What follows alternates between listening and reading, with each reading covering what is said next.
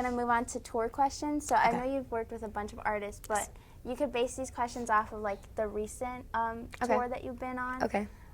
So what do you do in the mornings before a show? Mornings before the show, it depends. If we didn't just land in a city, like if we just landed because we were traveling overnight or traveled like really early on a show day, I'll probably get to the hotel, take advantage of the free breakfast, sleep, depending on how I feel, or well, actually no, if I'm in a city that I've never been to, even if I've been there, I'll go and be Dora the Explorer around the city. So that's definitely, I always do it. And I probably don't sleep as much, but I get some naps in before a show. Okay, and do you have any pre-show rituals before going on stage with other dancers or by yourself? Well, in the current tour that I'm at, and actually in the couple of tours that I've been on, we pray beforehand with the artists and with the dancers, like with the whole crew. As far as the dancers, we like talk to each other, we get ready, we're always laughing, we just like lighten up the mood and we stretch, but I think that's kind of it. Nice. And also I was going to ask you, where did the Maui Riki on tour idea stem from? Like for the Instagram, because I saw you guys, the backup dancers, take part of it. I don't know, I think they wanted the world or their fans to be more connected. I wanted to see different perspectives of what it's like to be on tour with them. Because they are genuinely amazing people. There's some of like the artists that I've gotten the closest to, they treat you like family. You feel like a love there, you know? It's very homey. It's very nice because when you're touring, you're far away from your family. You're very disconnected from your friends, and it's hard, you know, because even us, like we fly, we travel, and then it's kind of like, I'm sorry if I don't hit you up. I'm just like, my mind's somewhere else. So having that family feeling is really, really nice. So I think they also wanted to bring other people on their journey with them through our eyes as well, which I think is kind of cool. Yeah, and it's really unique because you don't see that a lot. You don't see it a lot. Exactly. What was your favorite place you performed on this recent tour that you've been on, and why? Favorite place that I've recently performed at? That's like, I can't even think where we performed. Good. I definitely have to say Colombia, like in Medellin and Bogota, because my parents are from, like my whole family's from Colombia. So I would think that was one of the ones that at least I remember like having a really fun time at, because that's kind of like, I've been going to Colombia since I was like 3, and I love the food and I love the people and I love the accent. So it was like, oh, this is like kind of home too. So I felt kind of cool doing that, performing in Colombia. It was pretty cool. Awesome. And what is the most challenging part of touring? Most challenging part of touring? This is a funny one. It's probably not the most challenging, but I think it's one that's like really funny. That's kind of challenging. Knowing what day it is. Because I feel like the only days that we know are travel day, show day, day off. So you wake up and you're like, yo, what day is it today? You're not going to hear Monday, you're not going to hear Tuesday, you're going to hear, it's a day off. We're like, oh, awesome. Oh, what day is it today? It's show day. Oh, it's travel day. Like, that's kind of how you just know what you're doing that day. Time. So I would say that another challenge is, like, dealing with climate changes and not getting sick. And then certain places getting, like, food poisoning. Like, just kind of, like, I just feel like the challenge is protect yourself from everything. Yeah. Safety-wise, like, you know, if you go to certain places in Latin America, even here in the U.S., like, you just have to be aware of your surroundings. You can't really do whatever you would do at home. I think the biggest challenge is to be aware and make right choices. I think that's kind of what it is. Okay. Yeah. And that kind of segues into my next question, which is, how are your tour essentials? Tour essentials. My camera is always with me in my camera bag. Definitely my iPhone, but that's just obviously. AirPods, passport, very important. And I have it with me always. Like, even if I'm in the United States touring, I have my passport with me always, because this lifestyle can literally be the type that calls you the next day like, hey, I don't know where you are right now, but can you fly tomorrow to Abu Dhabi? And you're like, oh my God, I'm in LA, but my passport's in Miami. You never want to be in that situation, because you could just cry. Right. So passport, definitely have like my ski mask. So every time I'm on a plane, oops, just touched the mic. You're fine. The ski mask, so when I'm on a plane, like I kind of cover my nose and my mouth because I feel like there's so many germs capsuled into the airplane. Right. And that, I feel like that's kind of like, and definitely always a jacket because I get cold. But those are like basic, and then just a lot of clothes. Nice. And what's your favorite choreography to perform and why? Or like, it can be a specific song or it can be like choreographer style. A choreographer style. This is how you stump dancers, like. Yeah, I'm like, oh, I don't know, because it's so different. But definitely some choreographers, I really enjoy doing the choreo because it asks a lot of you as an athlete and as a performer and as a dancer, as in everything. Janelle and Will, they always come down here, for the past 2 years or 3, they've come down here to do Premios Lo Nuestro, and I've gotten the chance to work with them.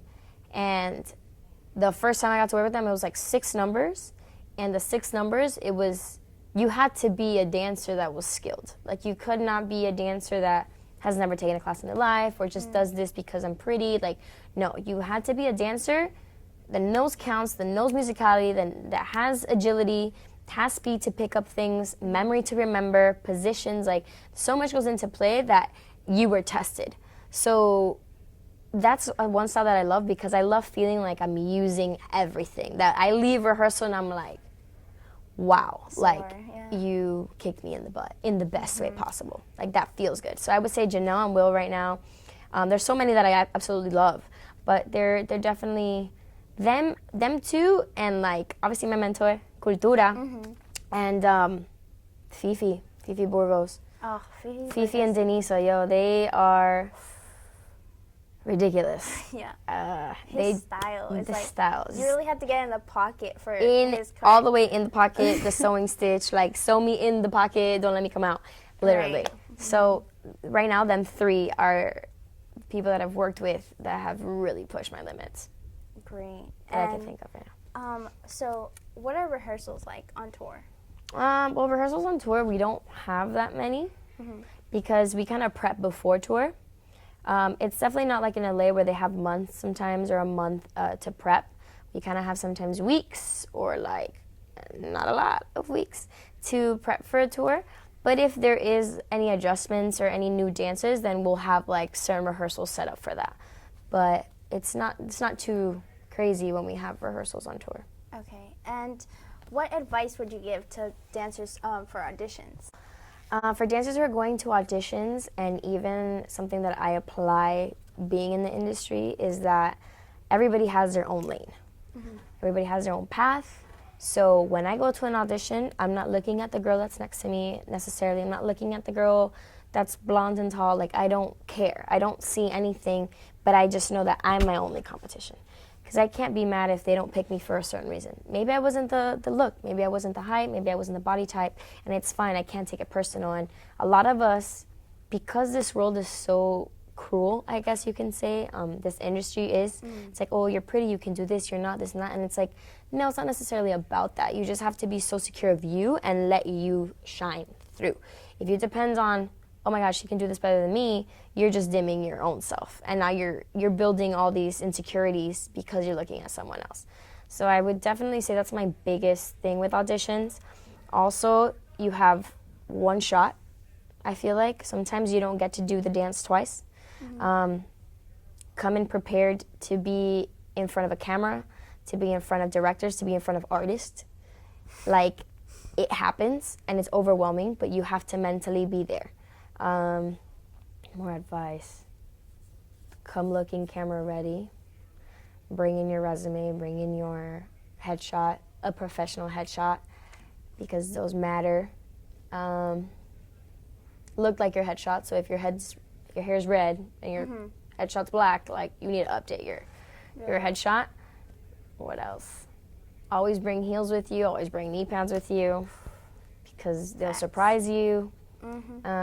Your makeup to touch up. I feel like that's kind of it.